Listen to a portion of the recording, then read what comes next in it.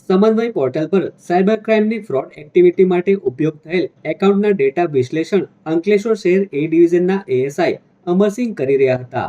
Mule account હોલ્ડરોની મળેલી માહિતીના આધારે તપાસ કરતા અંકલેશ્વર શાખાના યસ બેંકના એજન્ટ સિદ્દીક ઉર્ફે ઉમર બેલીમના એકાઉન્ટમાં સાયબર ચીટિંગના ₹9.50 લાખ જમા થયા હોવાની માહિતી મળી હતી. સમગ્ર મામલે જીતાલીની ડ્રીમ સિટીમાં રહેતા આરોપીની ધરપકડ કરવામાં આવી હતી.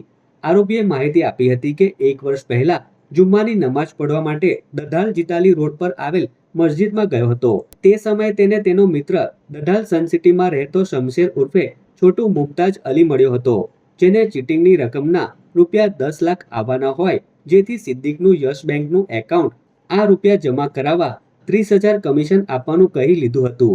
જોકે મિત્ર શમશેરે ₹9.50 લાખ સિદ્દીકે ટ્રાન્સફર કર્યા બાદ કમિશન આપ્યું ન હતું અને સલામત રીતે આ નાણાં તેના બેંક એકાઉન્ટમાંથી કાઢવા ઉધનાના મિત્ર મોહમ્મદ નાઝીરનો સંપર્ક કરી 3 લાખ તેને આપી બાકીની રકમ શમશેરે પોતે મેળવી ખર્ચી નાખી હતી. એનસીસીપીઆર પોર્ટલ પર બેંગ્લોરમાં થયેલી આ સાયબર ચીટિંગની અરજીના આધારે અંકલેશ્વર શહેર એ ડિવિઝન પોલીસે ત્રણેય મિત્રો સામે ગુનો દાખલ કર્યો હતો.